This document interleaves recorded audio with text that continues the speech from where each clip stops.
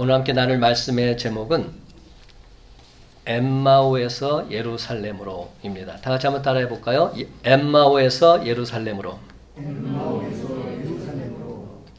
지난 주일은 부활주일이었습니다. 여러분, 지난 한 주간 동안 부활신앙을 소유하고 부활신앙을 소유한 자답게 그렇게 살아가셨습니까?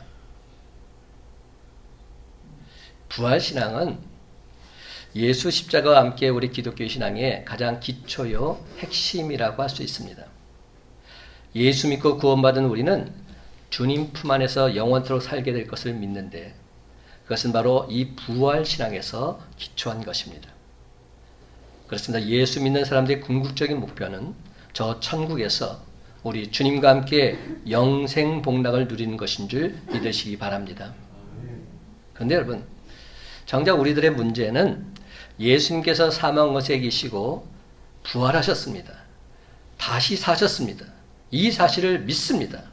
그런데 정작 문제는 무엇인가? 그 예수 부활이 내 부활이 되지 못하는 겁니다. 예수님께서 부활하셨는데 나는 부활한 사람처럼 그렇게 부활신앙을 소유하고 살지 못하고 있다는 것, 이것이 문제인 것이죠. 그렇습니다. 우리가 예수님의 부활을 확실히 믿는다면 전혀 흔들리지 않고 이 세상에서 늘 승리하는 삶을 살아가야 되는데 현실은 그렇지 못하다는 데 있습니다. 자꾸만 넘어집니다. 자꾸만 쓰러집니다. 엠마오로 내려가는 두 제자가 바로 그런 우리들의 모습을 대변해주고 있습니다. 부활하신 예수님이 바로 옆에서 그들과 동행해주고 계신데도 불구하고 그분이 예수님이신 줄 모르고서 함께 가고 있는 겁니다. 그 이유가 오늘 본문 16절에 나오고 있습니다. 그들의 눈이 가리워져서 그인 줄 알아보지 못하거늘. 그들의 눈이 가리워졌다는 겁니다. 그래서 부활하신 주님이 옆에 계시는데도 말씀하시는데도 못 알아보고 있는 겁니다. 그러면 사랑하는 성도 여러분, 오늘 시간 먼저 그들의 눈이 도대체 뭐에 가리워졌는지를 살펴보고 그런 제자들을 주님께서 어떻게 눈뜨게 해주셨는지를 확인해 보면서 주님의 크신 은혜를 다시금 만끽하는 저와 여러분 되시기를 주님의 이름으로 간절히 축원합니다. 먼저 그들의 눈이 가려진 첫 번째 이유는 무엇일까요? 도대체 왜 눈이 가려졌을까? 그들이 부활하신 예수가 아닌 죽은 예수를 생각하고 있었기 때문입니다. 그들의 눈이 가려진 이유는 예수님이 부활하셨다 이 사실을 믿지 못하고 있었기 때문입니다. 두 제자는 예수님이 십자가에 달려 죽으셨다는 사실, 이 사실에 크나큰 실망을 하고 지금 엠마오를 향해서 가고 있습니다. 그 거리가 25리 정도 된다고 하니까 심리가 4km잖아요. 그러니까 25리는 한 10km 정도 됩니다. 멀지 않은 거리입니다. 그런데 그 엠마오는 그들의 고향이었습니다. 그 길을 가는 도중에 예수님께서 그 도상에 끼어드신 겁니다. 저는 이 장면을 보면서 이런 생각을 해봐요.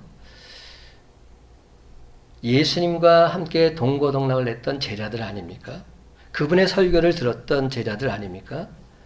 3년 반 동안이나 그분과 함께 동고동락하면서 말씀을 들었던 제자들. 그렇다면 그분이 다시 와서 옆에서 딱 말씀하시면 금방 알아봐야 되지 않습니까? 참 신기해 죽겠어요. 아니, 엠마오 제자들이 못 알아보고 있는 겁니다.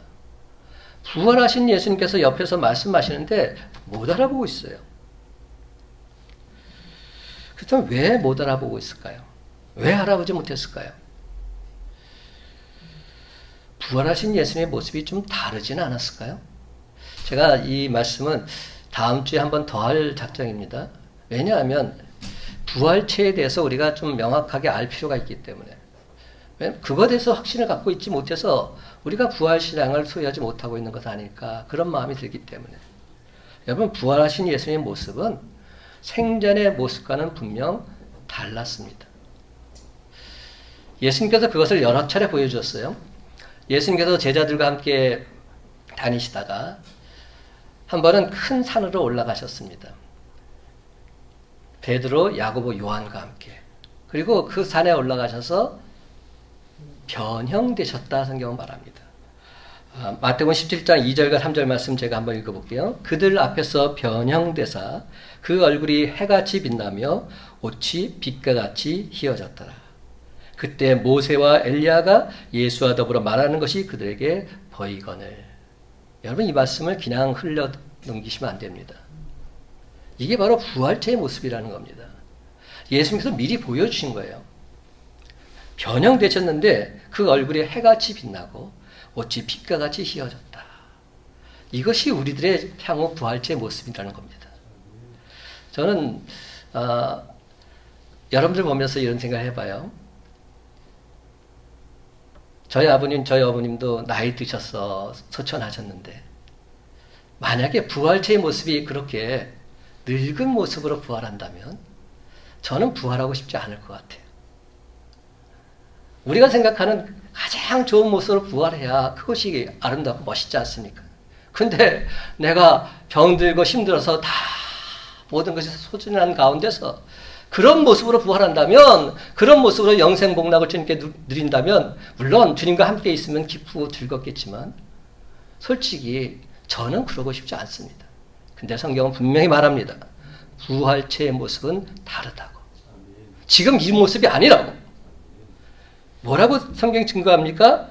제자들이 예수님께서 모세와 엘리야가 함께 있는 것을 봤다고 말합니다. 그렇다면 그들이 어떻게 저분이 모세요?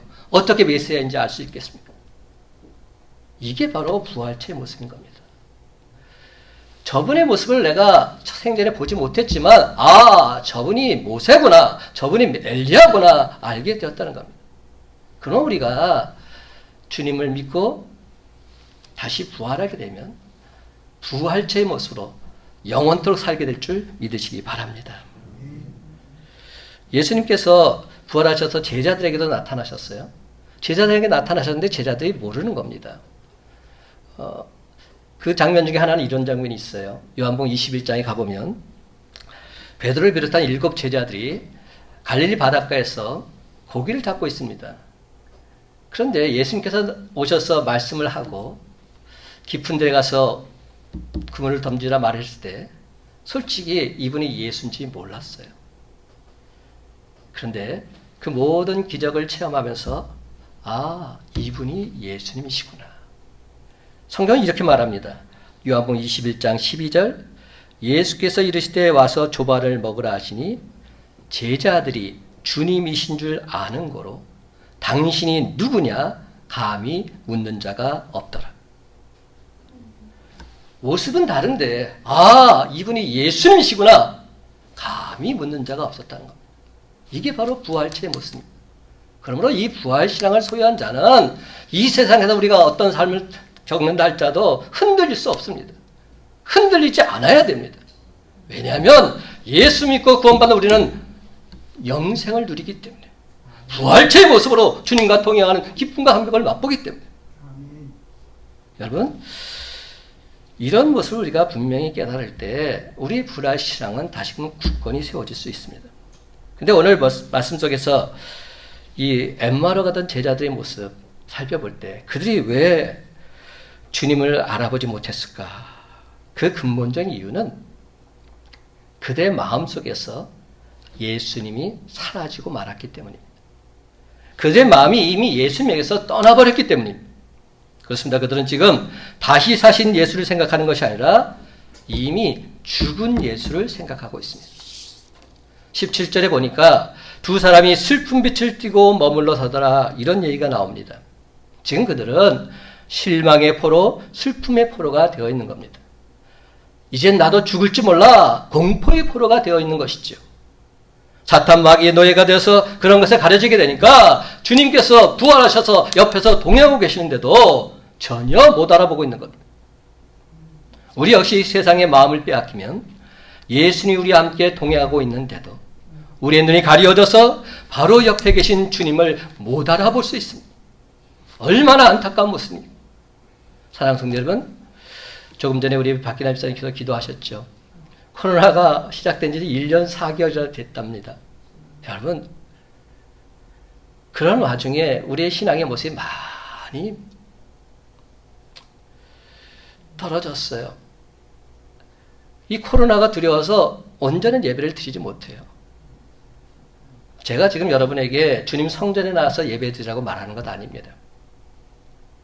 성전에 나와서 예배드리지 않더라도 지금 이 순간, 이 시간 온전한 예배를 하나님께 드리면 되는 것입니다. 그런데 많은 성도들의 모습이 그렇지 못하고 있음을 제가 알게 됩니다. 형식적으로 처음에는 온전히 예배를 드리다가 지금은 마치 TV를 시청하는 것이냐, 그렇게 예배를 보는 순간으로 넘기고 있는 것이죠. 그러다 보니 사탄마귀가 틈타서 우리의 신앙은 떨어질 대로 떨어져 있는 겁니다. 왜 그럴까? 예수님이 부활하셨음을, 다시 사셨음을 믿지 못하기 때문입니다.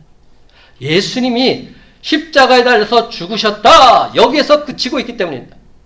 사망 권세 이기시고 부활하셨다, 이 사실이 내게 주시는 생명의 말씀이 되지 못하고 있는 것입니다. 살아있는 예수가 아니라 죽은 예수를 믿고 있기 때문은 아닐까요? 예수님이 내게 힘과 능력이 되어야 하는데 전혀 그렇지 못하고 그냥 불안하고 좌절감만 생기게 된다면 그것은 살아있는 예수를 믿는 것이 아니라 죽은 예수, 역사 속의 예수를 믿고 있는 것입니다. 그렇다 보니 전혀 힘이 되질 않습니다. 이렇게 되면 우리 역시 사도 바울이 말한 세상에서 가장 불쌍한 자일 뿐입니다. 가장 불쌍한 자가 우리의 모습일 수밖에 없다는 것이죠. 예수님을 나의 구주로 영접한 사람은 주님이 내 곁에 늘 함께 동행하심을 믿고 나아가게 될 줄로 믿습니다. 주님이 성령의 모습으로 내 모습 속에 내주하고 계심을 믿고 나아가시기 바랍니다. 다만 간절히 기도하고 말씀을 묵상하고 주님을 목마르게 찾는 사람, 그 사람만이 주님의 실제를 온전히 피부로 느낄 수 있습니다. 그런데 여러분, 이런 영적인 삶 하루아침에 되지 않습니다. 꾸준히 경건에 이르기를 연습해야 됩니다. 연습하고 또 연습해야 됩니다. 우리가 주일 예배를 지키는 이유가 뭡니까? 날마다 말씀의 자리에 나와서 그 말씀을 듣고 프랙티스 하는 겁니다. 주님을 만나는 연습을 계속하는 겁니다. 그러면 사탄마귀가 절대로 틈타지 않습니다. 우리를 넘어뜨릴 수 없습니다. 우리는 승리할 수밖에 없습니다. 그런데 주님을 만나는 자리에 내가 있지 못하다면 결국 우리는 사탄마귀의 먹잇감이 되고 마는 것이죠. 꾸준히 경건의 일을 연습할 때, 영적인 성숙을 이루고자 애쓰고 힘쓸 때 비로소 우리는 부활하신 주님을 만나게 될 줄로 믿습니다. 그러므로 사랑하는 성도 여러분, 오늘 이 시간 부활하신 주님이 엠마오로 가던 두 제자를 만나 주셨듯이 우리를 만나 주심으로 예수 부활을 전하기 위해서 예루살렘으로 다시금 올라가는 저와 여러분의 삶이 다 되시기를 예수님의 이름으로 간절히 축원합니다. 그들의 눈이 가려진 두 번째 이유는 또 무엇인가 살펴봤더니 그들의 메시아관이 잘못되어졌기 때문입니다. 오늘 이 두 제자가 하는 얘기를 한번 들어보십시다. 21절에 보면 이렇게 말합니다. 우리는 이 사람이 누굴 말하죠? 예수를 말합니다. 이 사람이 이스라엘을 속량할 자라고 바랐노라. 이렇게 말합니다. 예수를 어떻게 생각하고 있습니까? 이스라엘을 속량할 자다. 이렇게 바라보고 있는 겁니다. 예수님이 이스라엘만을 속량할 자입니까? 아닙니다. 잘못 믿고 있는 겁니다. 잘못된 메시아관을 갖고 있는 겁니다. 예수님은 온 인류를 구원할 메시아이시지 이스라엘 민족의 해방자가 아니십니다. 예수님께서 살아계실 때 그 말씀을 수차례 계속 반복해서 말씀해 주셨습니다. 조금이라도 예수님의 말씀에 귀를 기울이고 있었다면 예수님을 이스라엘을 속량할 자다 이렇게 말하지는 않았을 겁니다. 엠마오로 가던 두 제자는 예수님께서 이스라엘이라는 조그만 나라 안에서 자기들만을 위하고 자기 나라만을 해방시키는 그런 메시아가 되기를 바랐던 겁니다. 바로 그 욕심이 그들의 눈을 가리우게 된 겁니다. 실제로 예수님의 제자들 각자 나름대로 야심이 있었습니다. 그들은 예수님께서 이 땅에 세우실 왕국만을 생각했고 그에 따라 누리게 될 영화만을 제각각 계산하고 있었습니다. 예수님 생각, 성경적인 생각과는 완전히 빗나간 생각을 하고 있었던 겁니다. 그러니까 예수님이 십자가에 달려 죽으시자 그들은 어떻게 생각했을까요? 야, 다 끝났구나. 이제 모든 게 끝났어. It's over. 아예 결론을 내려버린 겁니다. 예수 죽었다 이렇게 생각하니까 더 이상 예수님은 생각할 필요도 없는 것이죠. 그러므로 부활하신 예수님이 그들의 눈에 보일 리가 만무했습니다. 사랑하는 성도 여러분, 근데 이 모습이 오늘날 우리들의 모습은 아닐까요? 저와 여러분의 모습은 아닐까요? 신앙생활하는 이유가 도대체 무엇입니까? 여러분 도대체 왜 예수 믿습니까? 왜 지금 이 자리에 나와 있습니까? 많은 분들이 이 얘기를 종합해 보면 나와 내 가족이 잘 되기 위해서, 복받기 위해서, 조금 더 신앙의 지경을 넓혀보자면 내 교회가, 내 나라, 내 민족이 잘 되기 위해서 나는 예수를 믿습니다. 솔직히 그런 마음을 갖고 신앙생활하는 분들이 대부분입니다. 근데 여러분, 이것은 잘못된 신앙관입니다. 내가 예수 믿고 잘 되기 위해서, 복받기 위해서 예수 믿는다면, 반대로 잘못된다면 여러분 어떻게 하시겠습니까? 내가 예수 믿고 온전히 신앙생활 하는데도 내 삶의 지경은 점점 더 나빠진다면 여러분 과연 어떻게 행동하시겠습니까? 그런 신앙을 갖고 신앙생활하다 보니까 조금만 잘못되면 넘어지고 쓰러지게 되어 있는 겁니다. 만약에 예수님을 그런 식의 나만을 위한 예수님으로 묶어둔다면 그 신앙은 독선이 되고 아집이 될 수밖에 없습니다. 나 자신에게도 전혀 힘이 되지 않을 뿐만 아니라 주변 사람에도 막대한 피해를 주게 되어 있습니다. 기억하시기 바랍니다. 예수님은 나의 예수님만이 아니라 너의 예수님, 우리 모두의 예수님이 되어야 할 줄로 믿습니다. 그렇게 되어야 내 시각이 하나님과 이웃을 향해서 돌려지고 내 삶의 지평이 우물한 계굴에서 벗어나서 보다 더 넓게 되는 줄 믿으시기 바랍니다. 다시 한번 분명히 말씀드립니다. 예수님을 그저 내가 원하는 복이나 내려주시는 분, 그런 정도로 생각한다면 부활하신 예수님, 살아계신 예수님 절대로 인격적으로 만날 수 없습니다.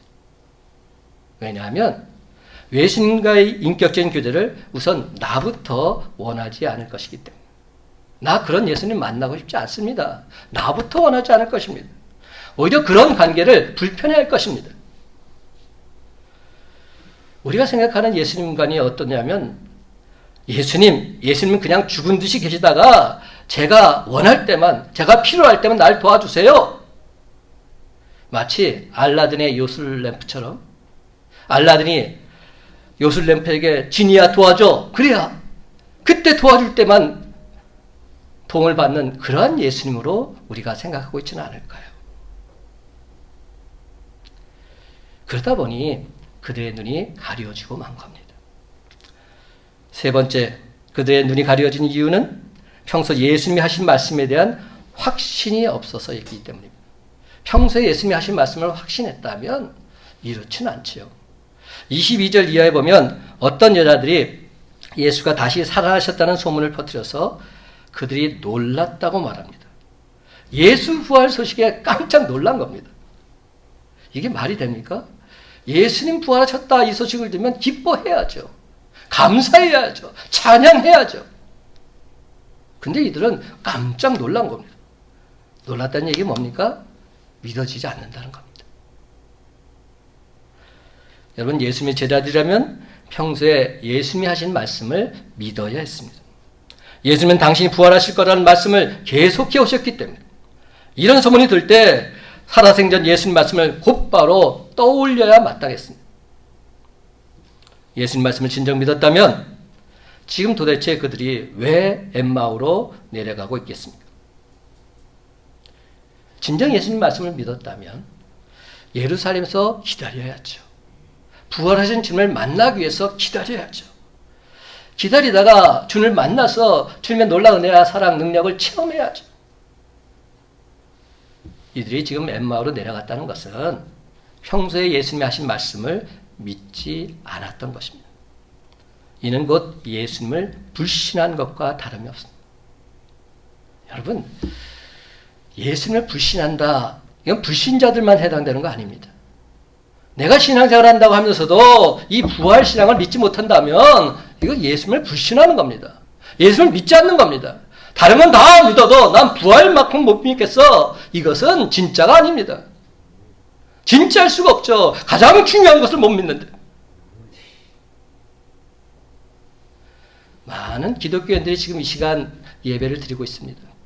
그런데 우리가 하나님을 믿는 목적이, 주님을 나의 구주로 믿고 고백하는 목적이 단지 이 세상에서 잘 먹고 잘 사는 것이라면 그것은 아무 소용이 없습니다.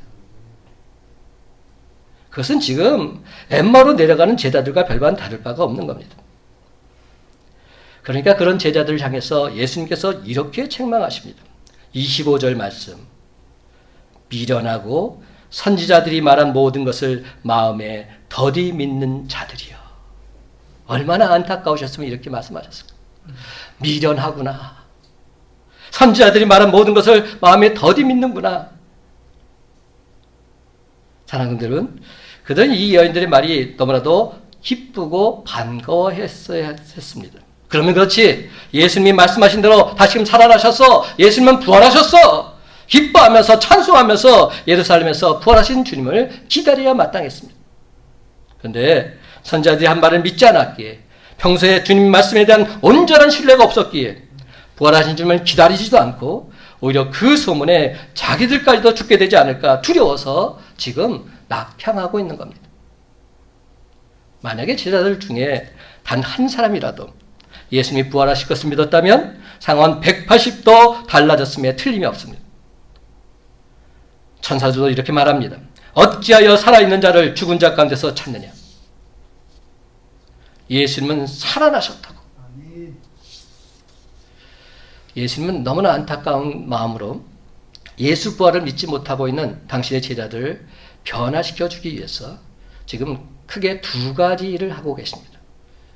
그러니까 우리가 이 모습을 보면 우리도 어떻게 해야 부활신앙을 소유하게 될지를 깨달아 알게 되는 것이죠.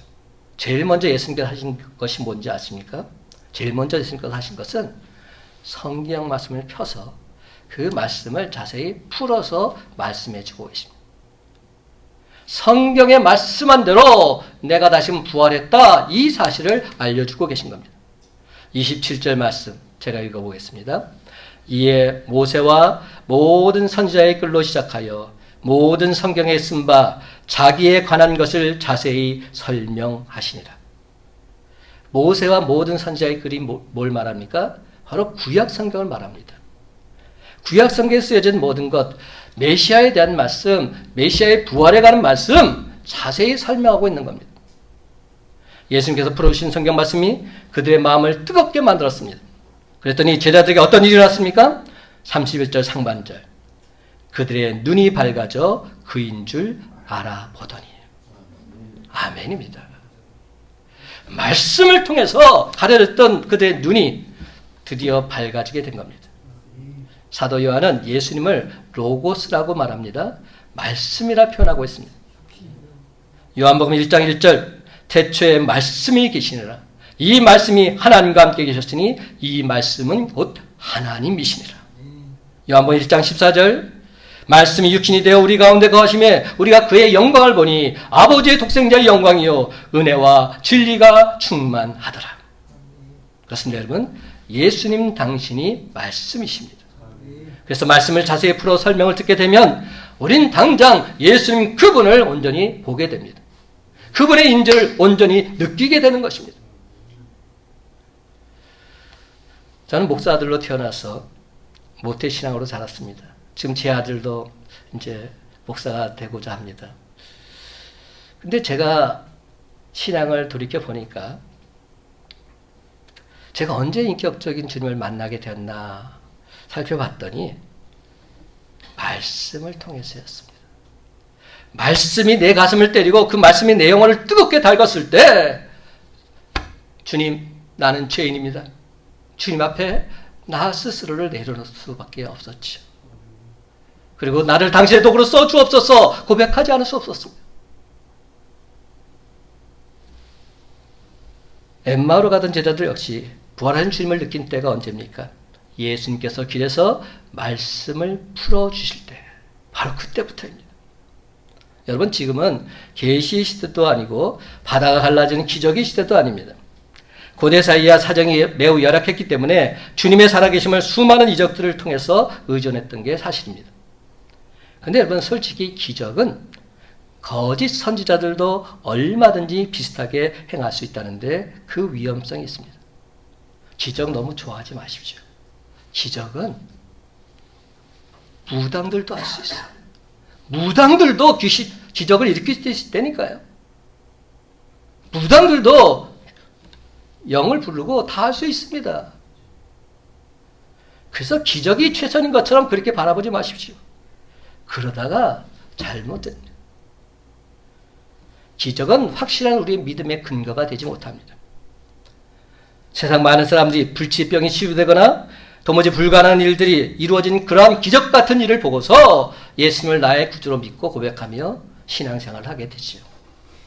그렇지만 더 중요한 것, 말씀이 뒷받침되지 못한다면, 말씀이 수반되지 못한다면 그 기적은 아무것도 아닌 겁니다. 말씀이 수반되지 못한다면 사탄마귀가 틈타서 넘어지고 쓰러지는 것은 순간입니다. 세상적으로 볼 때 많은 신앙의 사람들 넘어진 것 많이 보셨잖아요. 왜 그럴까? 말씀이 사라져버렸기 때문에. 말씀이 사라지면 사탄마귀는 우리를 농락하게 되어 있습니다. 사탄마귀가 우리를 어떻게 유혹할까요? 야, 그거 주님만이 하실 수 있는 건 아니야. 나도 할 수 있어. 나도 그 기적 할 수 있어. 이렇게 미혹하면서 연약한 우리들의 믿음을 무너뜨려버리기 때문에. 그러면 여러분, 주님을 가장 빨리 만나고 확실히 발견할 수 있는 방법은 오로지 하나님 말씀을 통해서인 줄 믿으시기 바랍니다. 오직 말씀밖에 없습니다. 물론 주님은 다른 방법으로도 우리를 만나 주시지요. 하지만 말씀으로 만나는 것보다 더 확실하고 분명한 것은 없습니다. 오직 주의 말씀은 영원토록 변함이 없으시기 때문에. 베드로전서 1장 23절, 24절, 25절은 이렇게 말합니다. 너희가 거듭난 것은 썩어질 씨로 된 것이 아니요 썩지 아니할 씨로 된 것이니 살아있고 항상 있는 하나님의 말씀으로 되었느니라. 그러므로 모든 육체는 풀과 같고 그 모든 영광은 풀의 꽃과 같으니 풀은 마르고 꽃은 떨어지되 오직 주의 말씀은 세세토록 있도다. 너에게 전한 복음이 곧 이 말씀이로다. 그렇습니다, 여러분. 하나님 말씀을 내게 준 레마의 말씀으로 믿고 따르는 그런 삶이야말로 예수님을 나의 구주로 인정하고 온전히 믿는 삶이라 할 수 있습니다. 그래서 하나님 말씀은 살아있고 활력이 있어 좌우의 날선 어떤 것보다도 예리해서 우리의 혼과 영과 및 관절과 골수를 찔러 쪼개기까지 합니다. 그러므로 사랑하는 성도 여러분, 말씀의 걸매 날마다 쪼개지면서 생명의 말씀을 온 세상에 힘써 전하는 복음의 메신저들이 바로 저와 여러분이 다 되시기를 주님의 이름으로 간절히 축원합니다. 또한 우리 주님은 제자들의 눈을 뜨게 하기 위해서 뭘 하셨나 봤더니 떡을 가지사 축사하셨다. 성경 기록되어 있습니다. 30절과 31절 제가 한번 읽어보겠습니다. 그들과 함께 음식 잡수실 때 떡을 가지사 축사하시고 떼어 그들에게 주시니 그들의 눈이 밝아져 그인 줄 알아보더니 예수는 그들에게 보이지 아니하시는지라. 이 무슨 말입니까? 예수님께서 함께 성찬을 하시고 축복 기도를 해 주셨다는 말입니다. 여러분, 예배 드릴 때 여러분을 위한 가장 좋은 시간이 언제인지 아세요? 물론 말씀 드릴 때도 귀하고 복된 시간이지만 여기는 저 이대성 목사, 담임 목사의 축복기도 시간입니다. 봉헌 시간에 드리는 축복기도, 예배 끝에 드리는 축복기도, 이 순간만큼은 여러분이 무조건 크게 아멘으로 화답해야 합니다. 아멘으로 화답할 때 그 믿음으로 말미암아 우리 주님께서는 실제로 그렇게 역사해 주실 줄로 믿습니다. 사랑하는 성도들은 예수님께서 떡을 갈사 축사하시고 제자들에게 떼어 주실 때 그대의 눈이 밝아졌던 것처럼 주님 전에 나와서 온전한 예배를 하나님께 드리고 아멘으로 화답할 때 영적인 눈이 밝히 떠지는 저와 여러분이 다 되시기를 예수님의 이름으로 간절히 축원합니다. 그런데 여러분, 여기서 우리가 한 가지 더 나아가야 할 필요가 있습니다. 우리가 부활하신 주님과 함께 살면서 예수님을 살아계신 주님으로 만나지 못하는 진짜 이유가 무엇인가 제가 다시금 말씀 묵상해 봤더니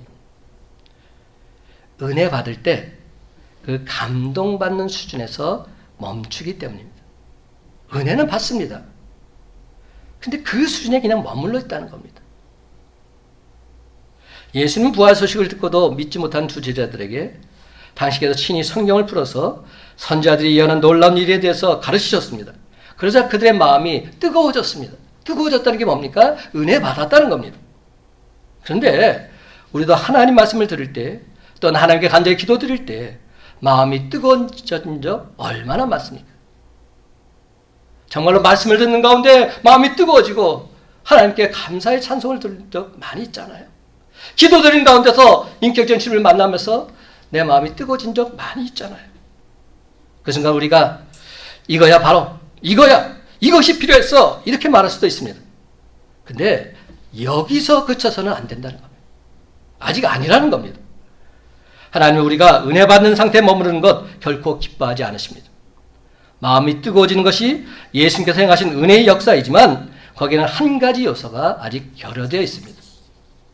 그 한 가지 요소가 뭘까요? 부활하신 예수님이 자신의 참모습을 우리에게 드러내 주실 때 우리가 인격적으로 바로 그 주님을 만나야 하는 거예요. 말씀을 통해서 은혜와 감동을 받았다고 해서 부활하신 주님을 만났다 이렇게 확신할 수 없습니다. 우리는 부활하신 주님을 만나서 우리의 닫혀졌던 눈이 번쩍 뜨여져야 합니다. 영안의 눈이 밝게 뜨여져야 됩니다. 영혼의 음성을 들을 수 있어야 합니다. 그래야 진정 우리가 살아있는 주님을, 지금도 나와 함께하는 주님을 찬송하고 경배할 수 있는 것이죠. 우리는 부활하신 예수님을 만나서 우리의 눈이 번쩍 뜨여지는 단계까지 나가야 할 줄로 믿습니다. 그렇다면 여러분, 도대체 어떻게 해야만 그렇게 될 수 있을까요? 여기까지 지금 우리가 생각해 봤는데 성경은 답이 나와 있어요. 엘리야, 엠마오로 간 두 제자처럼 그렇게 우리도 행동하면 되는 겁니다. 가장 중요한 부분이 이 부분인데 은혜를 느껴서 마음이 뜨거워질 때 거기서 만족해서는 안 된다는 겁니다. 거기서 만족하지 말고 예수 그리스도를 만날 때까지, 예수 그리스도의 임재를 체험할 때까지 더더욱 힘써 구하는 것입니다. 28절과 29절 말씀 다 같이 함께 읽어봅시다. 중요한 말씀입니다. 28절 29절 시작. 그들이 가는 마을에 가까이 가매 예수는 더 가려 하는 것 같이 하시니 그들이 강권하여 이르되 우리와 함께 유하사이다. 때가 저물어 가고 날이 이미 기울었나이다 하니 이에 그들과 함께 유하러 들어가시니라. 아멘. 엠마오로 가는 제자들의 마음이 뜨거워졌습니다. 하지만 저녁이 되어서 예수님은 그들과 헤어져서 더 가시려고 하는 것 같았습니다. 바로 그때 두 제자는 예수님을 보내드리지 않습니다. 그냥 그대로 보내드리지 않습니다. 선생님, 저희와 함께 더 계십시다. 우리에게 하시던 말씀 더 들려주세요. 저희들이 아직까지도 많이 부족합니다. 여기서 이렇게 그냥 끝낼 수는 없습니다. 주님, 함께 하시지요. 강권합니다. 그리고 예수님을 꽉 붙잡고 있습니다. 이런 자세가 필요합니다. 그냥 은혜 받고 아무 일도 없으면 안 되는 겁니다. 은혜 받았다면 그 은혜를 확실히 하기 위해서 주님을 만나야 되는 겁니다. 그래서 예수님을 붙잡고 그날 저녁 식탁에 앉았을 때 예수님이 떡을 떼어 축사하시는 순간 그들의 눈은 열리게 됩니다. 그리고 이분이 바로 부활하신 주님이시구나 깨닫게 된 것이죠. 부활하신 예수를 만나는 눈이 활짝 떠지게 된 것입니다. 이런 장면들은 성경에서 곳곳에서 찾아볼 수 있습니다. 우리가 잘 아는 야곱이 야복 나루터에서 천사와 씨름할 때 천사에게 이렇게 외쳤습니다. 창세기 32장 26절 하반절 당신이 내게 축복하지 아니하면 가게 하지 아니하겠나이다. 이게 무슨 말입니까? 내게 축복하지 않으면 내가 절대로 놓을 수 없습니다. 강권하는 겁니다. 그때 어떤 축복을 받게 됩니까? 이제 내 이름을 야곱이라 하지 않고 이스라엘이라 하리라. 이스라엘의 뜻이 뭡니까? 하나님과 겨루어서 이겼다는 뜻 아닙니까? 하나님과 겨루어서 진짜로 이겼다는 의미입니까? 아니죠. 너는 언제 어디서 어떤 상황에 처든지 이제는 반드시 승리자가 될 것이다. 그 어떤 세력도 너를 무너뜨릴 수 없다. 이 놀라운 메시지를 받게 된 겁니다. 그 순간 그는 이렇게 고백합니다. 그 장소를 분이엘이라 부르고 있습니다. 분이엘이 뭡니까? 하나님의 얼굴을 보았노라. 하나님의 얼굴을 진짜로 보게 된 겁니다. 여기까지 가야 진짜 신자가 되는 겁니다.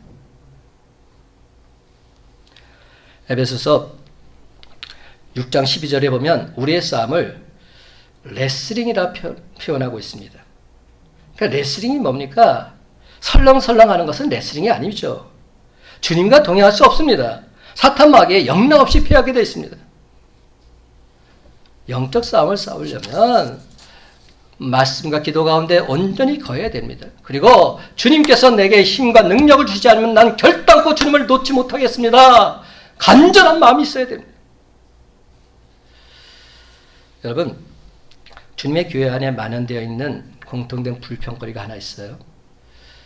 여기는 이대성 목사를 비롯해서 초신자 이르기까지 이구동성으로 하소연하는 것이 있습니다. 어떤 내용인가 봤더니 주님, 내가 주님을 위해서 나름 열심히 헌신했습니다. 근데 왜 내게는 기쁨과 감격이 없단 말입니까? 엠마오로 가던 제자들의 모습이 똑같았습니다. 그들은 실제로 예수님을 만나고도 뭐라고 말하고 있습니까? 슬픔이 가득했다 성경은 말합니다. 아니, 부활하신 주님, 그 주님이 부활 이전에 자기들과 3년 반 동안이나 동고동락했는데 그 부활의 깊은 소식을 들었는데도 그들은 슬픔이 가득했다는 겁니다.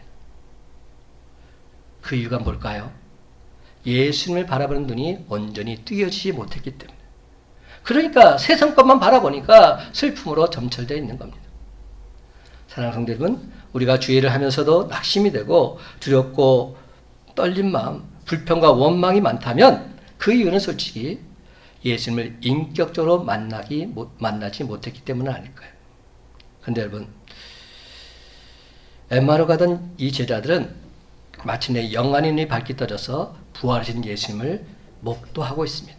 그 주님을 체험하고 있습니다. 그리고는 어떤 일이 벌어집니까? 엠마오로 내려가던 일을 돌이켜서 다시금 예루살렘으로 향하고 있습니다. 이 두 제자는 18절을 보게 되면 글로바라는 사람과 다른 한 사람은 나와 있습니다. 성경학자들 말합니다. 70 제자들 중에 한 사람들이었을 것이다 말들 합니다. 그렇다는 얘기는 주님과 함께 동고동락하면서 그렇게 살았던 자들입니다. 복음 전파에 애썼던 자들입니다. 그들은 결국 엠마오와 예루살렘을 3번 왕복한 셈이 됩니다. 첫 번째는 어떤 상황이죠? 엠마오에서 예루살렘으로 올라갔을 때. 이 여행은 예수 그리스도 메시아를 바라본 희망의 여행이었습니다. 자기들 개인의 성취가 이루어지길 바라는 마음으로 발걸음으로 예루살렘으로 향했던 것이죠. 두 번째 여행은 예루살렘에서 엠마오로 내려온 겁니다. 자기들의 기대는 완전히 사라지고 두려움과 근심, 걱정, 좌절과 실망의 여행길이었음에 분명합니다. 예수님께서 부활하셨음에도 낙조를 등지고서 힘없이 터벅터벅 내려오는 그 안타까운 여행. 마지막 세 번째 여행은 어떻습니까? 엠마오에서 다시금 예루살렘으로 올라가고 있습니다. 예수님에 대한 새로운 이해, 올바른 메시아관을 세우고서 다시금 복음 전파의 사명을 감당하고자 예루살렘으로 올라가고 있는 겁니다. 사명을 저버리고 엠마오에 머무는 것이 아니라 힘들고 어렵더라도 예루살렘으로 향하고 있습니다. 그러니까 오늘 이 두 제자들은 실패한 채로 왔다가 다시금 힘차게 일어서서 마침내 승리의 길로 되돌아가고 있는 겁니다. 오늘 우리가 다짐해야 될 것이 바로 이것입니다. 우리 역시 제자들처럼 부활을 못 믿고 세상의 눈이 가려진 채 예수님을 못 보고 실패할 때가 있습니다. 그러나 부활하신 주님은 늘 우리와 항상 동행하고 계십니다. 다만 우리가 알지 못할 뿐입니다. 부활하신 주님이 늘 항상 우리 곁에서 세상에 이런 것 저런 것들에 팔려서 눈이 어두웠던 그러한 우리들 말씀으로 동행해 주시고 성찬으로 우리를 축복해 주고자 하십니다. 그러므로 오늘 이 시간 우리에게 주신 말씀을 통해서 부활한 주님을 만나십시다. 영혼 구원의 신나는 여행 다시금 힘차게 떠나십시다. 시온성 예루살렘을 향해서 찬송하며 올라가십시다. 이것이 부활하신 주님이 저와 여러분에게 바라시는 참된 제자의 모습이 아니겠습니까? 그렇습니다. 이제부터 우리는 예수님을 찾는 이유가 달라져야 됩니다. 세상의 그 어떤 부귀영화, 만사형통, 무병장수 이런 것들은 우리가 예수님을 찾는 근본적인 목적, 이유가 돼서는 아니 됩니다. 사랑하는 성도 여러분, 여러분의 발길은 지금 어디로 향하고 있습니까? 돈이 있는 곳, 쾌락이 있는 곳, 명예가 있는 곳, 권세가 있는 곳, 도대체 어디를 향해서 여러분은 오늘도 부지런히 달려가고 계십니까? 주님의 제자는 우리가 사탄 마귀와의 영적 싸움에서 반드시 승리하기 위해서는 부활하신 예수 그리스도, 바로 그분을 믿음의 눈으로 온전히 바라볼 수 있어야 합니다. 지금 즉시 가던 길에서 돌이켜서 예루살렘으로 향해야 합니다. 그렇습니다, 여러분. 이제 그 발길을 엠마오에서 예루살렘으로 돌리시기 바랍니다. 부활하신 예수 그리스도가 계신 곳, 참된 자유가 있는 곳, 부활하신 주님이 부르시는 바로 그곳으로 여러분의 발길을 단호하게 옮기시기 바랍니다. 그래서 이제로는 제발 짝퉁 신자, 가짜 그리스도라는 평가를 듣지 않게 되기를 바랍니다. 여러분, 다시 한번 간곡히 부탁드립니다. 엠마오로 가던 길에서 돌이켜서 예루살렘으로 우리의 발걸음 옮기십시다. 엠마오에서 예루살렘으로. 그러면 그 다음부터는 주님께서 완벽하게 책임져 주실 줄로 믿습니다. 이제 말씀했습니다. 사랑하는 성도 여러분, 엠마오로 가던 두 제자가 부활하신 주님을 만나서 예루살렘으로 발길을 돌렸던 것처럼 예수 부활의 산증인이 되어서 영생의 기쁨과 감격을 온 세상에 힘써 전하며 살아가는 저와 여러분의 복된 삶이 다 되시기를 예수님의 이름으로 간절히 축원합니다.